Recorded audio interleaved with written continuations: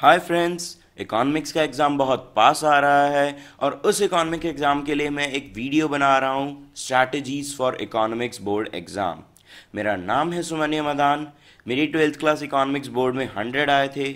अब मैं अपनी ग्रेजुएशन कर रहा हूँ इकोनॉमिक्स ऑनर्स में Shri Ram college of commerce से।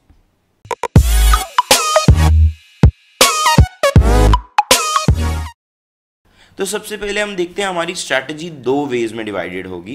एक क्वेश्चन वाइज कि कौन से क्वेश्चन को कैसे अटेम्प्ट करना है, और एक प्रेजेंटेशन कि क्वेश्चंस को प्रेजेंट कैसे करना है। तो सबसे पहले हम देखते हैं कि कौन से टाइप्स ऑफ क्वेश्चन है इकोनॉमिक्स बोर्ड्स एग्जाम में। तो सबसे पहले अगर कोई डायरेक्ट और डेफिनेशन बेस्ड क्वेश्चन है कि डिफाइन दिस, तो उसमें कीवर्ड्स पे बहुत ज़्यादा फोकस करना कि कीवर्ड्स उसमें से क्या हमें डेफिनेशन में कौन से कीवर्ड्स ज़रूर लिखने हैं। अब नेशनल इनकम की डेफिनेशन आ गई तो उसमें कई सारे कीवर्ड्स होते हैं जो बहुत ही ज़्यादा ज़रूरी होते हैं। डेफिनेशन को बना बना के लिख नहीं सकते, ये ध्यान रखना। आगे आते हैं मल्टी डिसिप्लिनरी, वैल्यूएशन और एप्लीकेशन बेस्ड क्वेश्चन। उन क्वेश्चंस में एक बहुत बड़ी बात ध्यान में रखना कि उन क्वेश्चंस को कम से कम 2 से 3 बार पढ़ो। 2 से 3 बार पढ़ने के बाद उनमें जो भी कंसेप्ट तुम्हारे इकोनॉमिक्स के लग रहे हैं सारे के सारे सोचो, ये भी लग रहा है, ये भी लग रहा है, ये भी लग रहा है। उसके बाद उसके नीचे का क्वेश्चन पढ़ो कि क्वेश्चन में क्या मांगा है। उन टॉपिक्स को शॉर्टलिस्ट करो कि क्या इसमें इस क्वेश्चन में सच में पूछा गया है, और उसके बाद आंसर दो। 2 से 3 टाइम्स पढ़ के उसको अंडरलाइन करो, कोई भी कॉन्सेप्ट उसमें से छोड़ना मत। और इन क्वेश्चंस को कभी भी क्रैम मत करना कि ये स्पेसिफिक टाइप का क्वेश्चंस है, लेकिन इनके कंसेप्ट को एनालाइज करने की कोशिश करो कि इसमें किस तरीके से कंसेप्ट लग रहा है। हॉट्स क्वेश्चन मतलब हाई ऑर्डर थिंकिंग स्किल्स, जिसकी बोर्ड में 20% वेटेज है। 20% वेटेज कम नहीं होती है, और एक टॉप स्कोरर इनको बिल्कुल भी नहीं छोड़ सकता। जनरली ये 1 मार्कर या फिर 4 मार्कर क्वेश्चन क्रिएट होते हैं, जिसमें 2 चैप्टर्स के बीच में इंटरलिंक क्रिएट करा जाता है। जैसे बैलेंस ऑफ पेमेंट्स और फॉरेन एक्सचेंज रेट के बीच में इंटरलिंक क्रिएट करके क्वेश्चन पूछ लिए, जो थोड़े से मुश्किल लेवल के हो जाते हैं। लेकिन अगर इंडियन ऑथर्स अच्छे से पढ़ लिए और उसमें उसके हॉट्स क्वेश्चन पढ़ लिए तो आराम से हो जाएंगे। अब देखते हैं हम कि प्रेजेंटेशन पे कैसे काम करना है। प्रेजेंटेशन बोर्ड एग्जाम में बहुत ही ज़्यादा ज़रूरी होती है, और एक एग्जामिनर का मूड सेट करने में प्रेजेंटेशन बहुत काम आती है। आंसर शीट देख के एक एग्जामिनर एक परसेप्शन बना लेता है कि ये तो अच्छे बच्चे की आंसर शीट है, ये तो एक अच्छे इंटेलेक्चुअल स्टूडेंट की आंसर शीट है, तो इसको अच्छे से चेक करना है। सबसे पहले make points and not long paragraphs.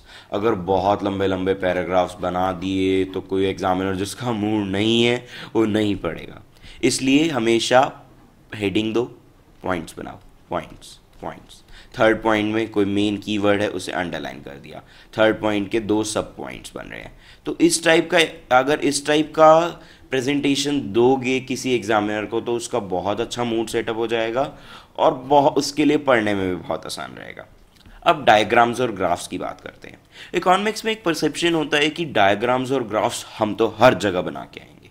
ऐसा नहीं, जहाँ ज़रूरी है वहीं बनाओ, और पेंसिल और स्केल से बनाओ, और एक्सप्लेनेशन के साथ बनाना डायग्राम्स। कभी भी ऐसा मत करना कि यहाँ डायग्राम बना दिया और एक्सप्लेनेशन लिख दी, यहाँ एक्सप्लेनेशन लिख दी, यहाँ डायग्राम बना दिया, या फिर डायग्राम यहाँ बना दिया, एक्सप्लेनेशन नेक्स्ट पेज पे लिख दी।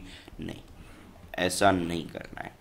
अगर कोई शीट ऑफ पेपर है तो उसमें डायग्राम यहाँ, एक्सप्लेनेशन यहाँ, यहाँ चल रही है। तो उससे बेनिफिट क्या होगा, जो डायग्राम बना है उसकी एक्सप्लेनेशन अगर यहाँ पर है तो एग्जामिनर को पढ़ने में बहुत ईजी रह जाएगा। और इससे एक और फ़ायदा क्या मिलता है, हमारे क्वेश्चन की आंसर की लेंथ बढ़ जाती है। तो लेंथ बढ़ जाती है तो उससे एक लेंथ बेनिफिट भी मिलता है। मार्जिन्स प्रॉपर रखना, क्वेश्चन नंबर बहुत अच्छे से लिखना, और मैं तो सजेस्ट करूँगा क्वेश्चन नंबर बिल्कुल बीच में लिखना। बीच में क्वेश्चन नंबर लिखने से क्या फ़ायदा रहता है, साइड में कई बार थ्रेड से क्वेश्चन छुप जाता है और एग्जामिनर को थोड़ी सी दिक्कत हो जाती है। हमें कुछ भी नहीं करना जिससे एग्जामिनर को दिक्कत हो। शेड्यूल्स इज़ बेसिकली टेबल्स कहाँ जहाँ सिर्फ पूछी गई हो वहीं बनाना, ज़बरदस्ती घुसाने की ज़रूरत नहीं है शेड्यूल्स को। अब हम बात करते हैं टाइम मैनेजमेंट की। सीबीएसई ने या सीबीएसई ने रीडिंग 15 मिनट्स के नाम पे दे रखी हैं जो बहुत ही काम आते हैं। उसमें पूरे क्वेश्चन पेपर को अच्छी तरह रीड करो, कीवर्ड्स को अंडरलाइन करो, इंपॉर्टेंट पॉइंट्स को अंडरलाइन करो, और अगर कोई क्वेश्चन नहीं आता तो उसको प्यार से मार्क कर लो। जब 98 99 नंबर का पेपर हो चुका होगा तब वो 1 नंबर का हो जाएगा। जब स्ट्रेस नहीं होगा तो उसके बारे में सोचेंगे तो हो जाएगा, कोई दिक्कत नहीं होगी। और हर दोनों के दोनों सेक्शंस को 1 घंटा 30 मिनट से कम में करने की कोशिश करो।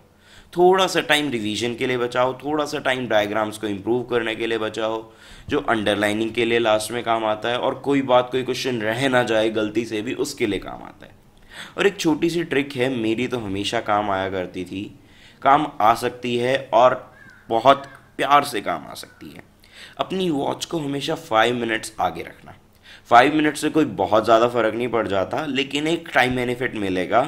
5 मिनट्स का टाइम बेनिफिट बहुत हो जाएगा। अब हम बात करते हैं टॉप स्कोरर्स के लिए फोकस एरिया क्या है। कई बच्चों ने एनसीईआरटी पूरे साल में बिल्कुल भी नहीं पढ़ी होती, तो उनके लिए मैं ये 4 टॉपिक्स बता रहा हूँ।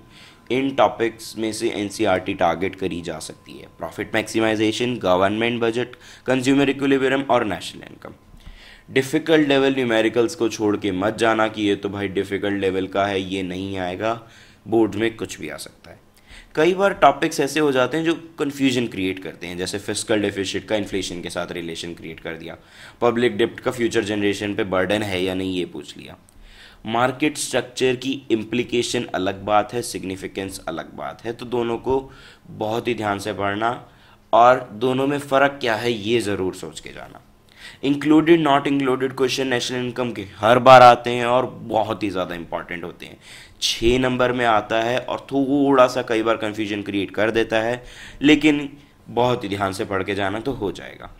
एक्सप्लिसिट कॉस्ट, इम्प्लिसिट कॉस्ट और अपॉर्चुनिटी कॉस्ट में क्या रिलेशन है, कौन किसको इंक्लूड करता है, ये बहुत ही ध्यान से पढ़ के जाना, बहुत अच्छे से हो जाएगा। तो ये थी कुछ टिप्स और स्ट्रैटेजीज़, एक बोर्ड एग्ज़ाम को कैसे अटेम्प्ट करें, एक एग्जामिनर के व्यू पॉइंट से कैसे सोचें, और एक टॉप स्कोरर और टॉपर कैसे बने।